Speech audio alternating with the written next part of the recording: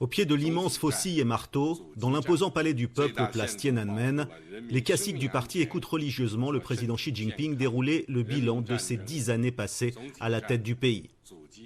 L'heure n'est pas au mea culpa, mais bien au contraire, il faut affirmer ses priorités pour les 5 années à venir, lutter contre le Covid, unifier le parti, lutter contre la corruption.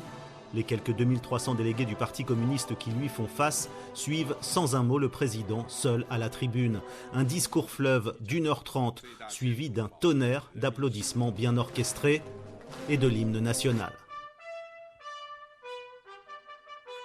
Un discours très nationaliste marqué notamment par une promesse, celle de reprendre Taïwan. Xi Jinping. La résolution de la question taïwanaise est l'affaire du peuple chinois lui-même et doit être résolue par le peuple chinois seul. Nous œuvrerons avec la plus grande sincérité et les plus grands efforts pour une réunification pacifique, mais nous ne renoncerons jamais au recours à la force. Pourtant, sur le front intérieur, les défis sont nombreux. L'économie va mal, jusqu'à provoquer une rupture du contrat social liant le parti à ses citoyens. La promesse d'une vie meilleure, d'un enrichissement au prix de la perte de certaines libertés.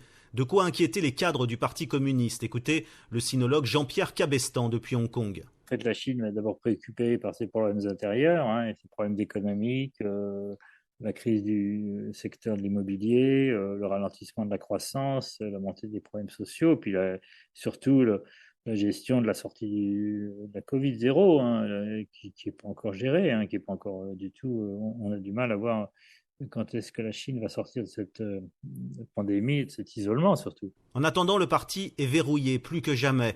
Les oppositions n'ont aucun moyen de s'exprimer, ni sur Internet où la censure est omniprésente, ni dans les rues où la police et l'armée veillent au grain. Et cela reflète les grandes peurs du régime chinois. Jean-Pierre Cabestan. Son obsession, on la connaît, c'est d'éviter que la Chine connaisse le même sort que l'Union soviétique. La vraie question, c'est de savoir s'il va l'emporter ou pas. À court terme, je pense qu'il pourra maintenir la chape de plomb et éviter une évolution de la Chine vers autre chose. De l'autre côté, son emprise sur la société, sur la jeunesse, à mon avis, elle est quand même très ténue. Les gens ne sont pas complètement idiots. Ils savent très bien que cette pression idéologique qui se manifeste un peu partout, elle est là pour essayer de maintenir la stabilité du régime, mais qu'elle ne les concerne pas vraiment.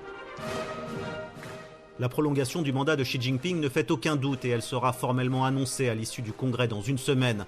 On connaîtra également les noms des membres du bureau politique et du comité central, le véritable gouvernement de la Chine. D'ici là, les discussions vont se dérouler à huis clos, derrière les murs du Palais du Peuple. Stéphane Pambrin, à Pékin pour Média.